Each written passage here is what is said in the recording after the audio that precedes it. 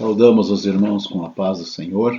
Voltamos ao nosso estudo do segundo curso teológico, setor 4, Congregação de Santa Paula, em Ponta Grossa, no Paraná. Nosso pastor setorial, o pastor João Pinheiro, e estamos estudando sobre Cristo, nosso Rei, nosso Senhor, nosso Salvador.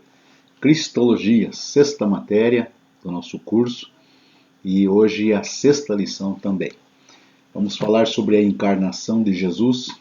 Nós já estudamos que Jesus é Deus 100% e é homem também 100%. Esta realidade só é possível em virtude da encarnação de Deus na pessoa de Jesus. Então essa encarnação é o fato ou a realidade de Deus pela sua onipotência ter se feito homem. A encarnação não eliminou nem diminuiu os atributos de Deus em Jesus Cristo. Durante o tempo da encarnação, Deus continuou sendo Deus, como é eternamente. Pela encarnação, Deus assumiu não só um corpo humano, mas assumiu a natureza humana completa. É um grande mistério, na verdade, o Criador assumir-se como criatura. A natureza humana de Jesus é como a de todos os homens. Para nós, que somos tricotomistas, é composto de corpo, alma e espírito. E os versículos que comprovam este assunto estão lá em Mateus, capítulo 27, versículo 50, Lucas, capítulo 23, versículo 46, e João, capítulo 19, versículo 30. Eu convido o amado estudante da Palavra de Deus, querida irmã, que está nos acompanhando nesse estudo, para abrir a sua Bíblia, fazer esta leitura e entender a questão do corpo, alma e espírito. João, capítulo 1, versículo 14, nós vemos nesse texto claramente Deus tornando-se homem na pessoa de Jesus. A única diferença entre Jesus, homem, e os demais seres humanos é o fato de Jesus jamais haver pecado. Essa comprovação está lá em Isaías, Hebreus e 1 Pedro. Nem jamais pecará. Então Jesus, o ser humano, o homem perfeito. A encarnação proporcionou a Jesus a possibilidade de ser tentado. Então, em virtude de Jesus ser verdadeiramente homem e em tudo ter sido tentado, a encarnação propiciou ao ser humano um sumo sacerdote fiel e misericordioso, que a palavra de Deus nos diz que em tudo ele foi tentado, só não cedeu à tentação. Hebreus capítulo 2, versículo 17 e o capítulo 4, versículo de número 15. E por ele ter sido tentado em tudo e ser vencedor, ele entende a prova que nós passamos, as tentações que nós passamos, e ele é aquele que intercede por nós e nos defende.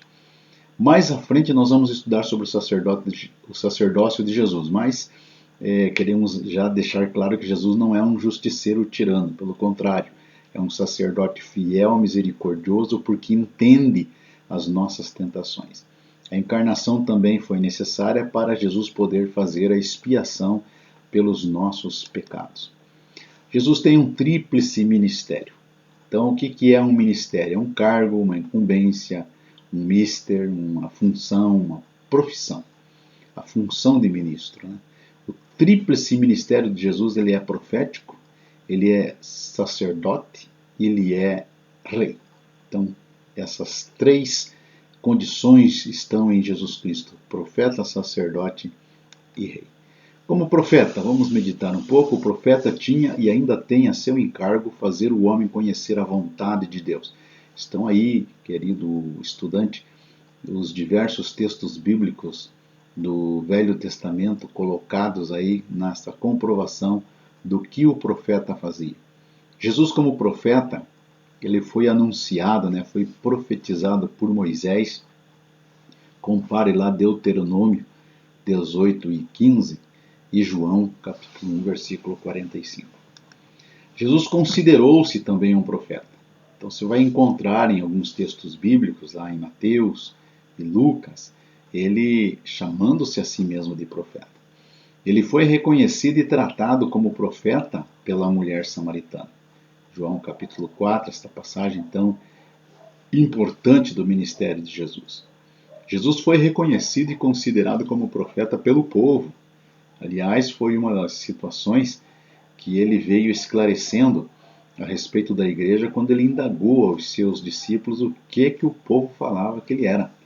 E o povo dizia que ele era um profeta. Mateus 21, Lucas 7, João capítulo 6 e capítulo 7 também nos trazem esta passagem. Mateus 18 também nos fala a respeito deste assunto. Ele foi reconhecido pelas multidões como profeta. Mateus lá, capítulo 21 de Mateus. Jesus foi reconhecido e foi considerado como profeta pelos discípulos de Emaús, naquela conversa que eles estavam tendo com Jesus ali. Eles falaram a respeito desse profeta de Deus, né? Varão profeta, poderoso em obras.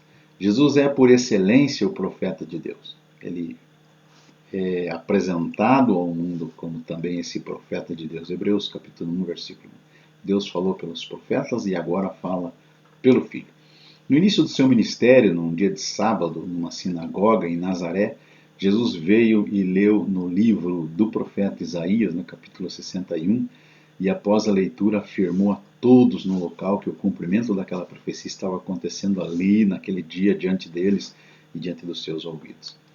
Então os profetas falavam: assim diz o Senhor. Você vai ver essa chancela do profeta na profecia que ele estava trazendo, a palavra de Deus que ele trazia, assim diz o Senhor. Agora Jesus ele fala assim: eu vos digo. Veja que ele é um profeta de uma linhagem muito alta, muito elevada. Então aí você tem essas passagens e confronte aí o que os profetas diziam e o que Jesus dizia. Jesus é infinitamente superior a todos os demais profetas. Os profetas podem apenas proclamar a mensagem de Deus, como está lá em Isaías 52, versículo 4. Ao passo que ele, além de proclamar a mensagem de Deus, é a perfeita revelação do Pai. Jesus Cristo é com toda certeza o profeta perfeito. Tem os textos bíblicos aí, compare e confirme esta palavra que estamos lendo agora. O ministério profético era desempenhado pelos profetas através de 3 meios específicos. Através do ensinamento, ensino também é profecia, né? Através da lição Isaías no capítulo 1, versículos 10 e 20, Isaías ensina ao povo, através de um ensinamento glorioso, qual é o verdadeiro significado dos sacrifícios. Então estava profetizando e ensinando. Além da predição de acontecimentos futuros, os profetas predizem acontecimentos futuros. Exemplo de predições de rápido cumprimento lá, 1 Reis capítulo 20, predições de cumprimento remoto, e muito mais longe, né? Daniel capítulo 12, e através de milagres também os profetas são usados por Deus, e temos o exemplo aí de Elias e Eliseu, que foram 2 profetas usados nas mãos do Senhor de forma extraordinária. O ministério profético de Jesus, através do ensinamento. Jesus ensinava com autoridade. Era o que o povo que ia ouvi-lo, até mesmo o inimigo que ia ouvi-lo, falava isso. Né? Ninguém nunca ensinou desta forma, desta maneira. O ministério profético de Jesus é através da predição dos acontecimentos futuros. Então nós temos predições de Jesus de rápido cumprimento. Mateus 26, Mateus capítulo 14... Você vai ver ali esses textos bíblicos que vêm falando que Jesus falou alguma coisa e já se cumpriu aquilo. E predições de cumprimento longínquo. Mateus 24, aí são cumprimentos que estão nesse texto bíblico que estamos vendo hoje, nos nossos dias. E foi falado lá no tempo de Jesus há 2000 anos atrás. O ministério profético de Jesus através de milagres. Então, todos nós sabemos que Jesus operou muitos milagres. Tem apenas um exemplo aí de Mateus 14, mas a Bíblia toda, os evangelhos todos, eles são recheados desta ação profética de Jesus através de milagres. Nenhum profeta, no desempenho de seu ministério, fez uso desses 3 meios, de modo tão perfeito como Jesus. Por isso nós repetimos, Jesus Cristo é, com toda certeza, o profeta perfeito. Como sacerdote, Jesus como sacerdote. O sacerdote tinha como ministério oficial o encargo de apresentar o homem e seus pecados a Deus, a fim de conseguir perdão. Hebreus capítulo 5, versículos 1 ao 4. Veja bem, a função do profeta era ouvir de Deus e levar ao povo. A função do sacerdote era ouvir do povo e levar para Deus. Jesus Cristo é o único pelo qual o ser humano tem acesso ao Pai, porque é o único intermediário entre nós e Deus. Não existem santos, não existe outro caminho, não existe outro meio, não existe outro nome pelo qual possamos chegar à presença do Pai. O livro de Salmos fala sobre o sacerdócio de Jesus, Salmo 110, verso 4, o qual está confirmado em Hebreus. Tem aí os capítulos e versículos do livro de Hebreus para você, querido estudante, ler a palavra do Senhor e confirmar o assunto que estamos aqui comentando. O livro de Hebreus é na Bíblia o livro que mais fala sobre o sacerdócio de Jesus. Ele faz a transição da velha aliança para a nova aliança. Então, ali no livro de Hebreus, você vai ver a função de Jesus como sumo sacerdote. Está aí para você pesquisar os textos bíblicos que retratam este assunto. Ele é chamado por Deus de sacerdote segundo a ordem de Melquisedeque, segundo a categoria de Melquisedeque. Então ele não veio, Jesus não vem do sacerdócio de Arão, até porque ele é da tribo de Judá, mas o sacerdócio de Jesus vem de um plano maior, mais antigo até do que Arão, Melquisedeque. Em virtude dos nossos pecados, nós necessitamos desse ministério sacerdotal de Jesus, porque é necessário que um sacerdote faça a purificação dos pecados. O ministério sacerdotal ele consistia em buscar o perdão para os pecados do povo através de sacrifício e intercessão. Hebreus 9, 22 fala do sacrifício, Números 6, 22 e 27 fala da intercessão. Então, dentro desse ministério sacerdotal de Jesus através do seu sacrifício, mostra que Jesus é o nosso sacrifício, é profetizado por João, João 1, 29, Cordeiro de Deus que tira o pecado do mundo, 1 Pedro 1, 18 e 19. Outras passagens você tem aí sobre o sacrifício de Jesus e veja que são inúmeras do Velho Testamento ao Novo Testamento, inúmeras, muitas passagens e outras correlatas que falam sobre esse sacrifício de Jesus no seu ministério sacerdotal para nos dar vida, nos dar vitória. Então, o ministério sacerdotal de Jesus através da intercessão. Ele é o nosso intercessor. Ainda hoje, ele intercede por nós. Outras passagens você encontra aí sobre a intercessão de Jesus, e capítulo 7 de Hebreus, no versículo 21 e 28, vem mostrando que Jesus é o nosso eterno intercessor. Glórias a Deus que ele está agora, nesse momento, à direita do Deus Pai e intercede por nós e entende as nossas provas, tentações, dificuldades, e ele sabe interceder por nós diante do Pai Celeste. Características de um sacerdote, segundo Hebreus capítulo 5, do verso 1 ao 6, um sacerdote tem, no mínimo, duas características importantíssimas. Ser semelhante ao povo, quer dizer, ele é tirado do meio do povo, ele vive como o povo vive, ele é um ser humano como o povo são seres humanos. E deve ser escolhido por Deus, como no caso Arão e como no caso de Melquisedeque.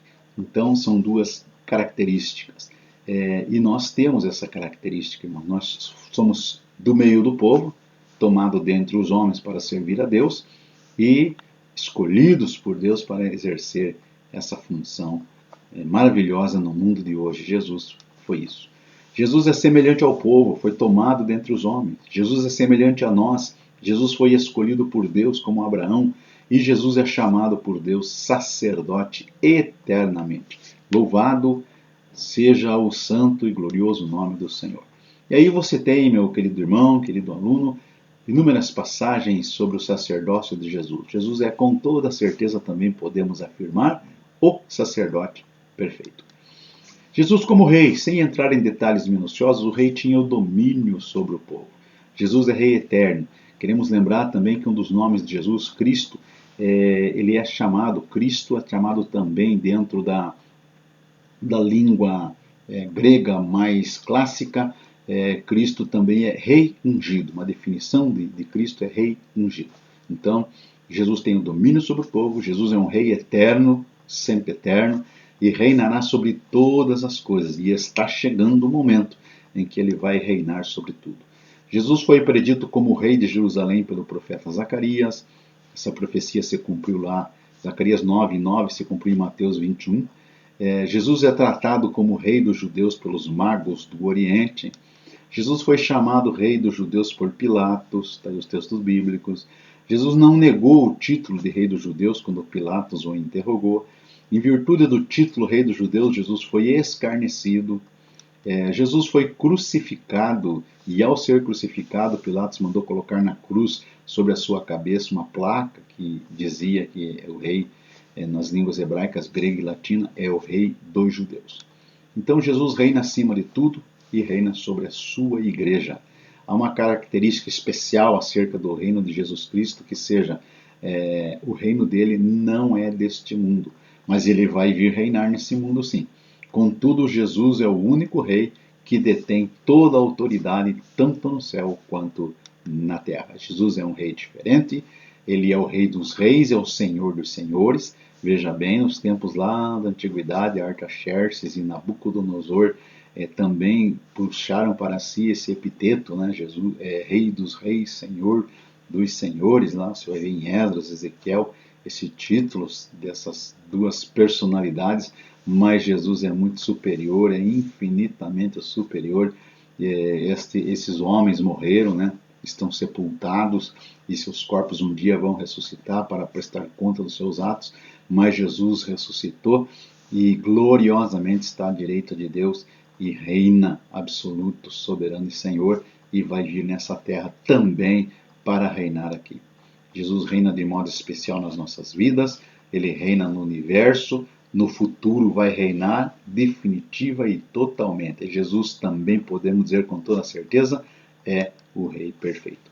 Deus abençoe você, querido aluno, que a mão do Senhor seja sobre a sua vida, você prospere, a sabedoria de Deus paire sobre você e você entenda o que estamos estudando e seja próspero na tua vida espiritual, em nome de Jesus. Um abraço e até a próxima lição.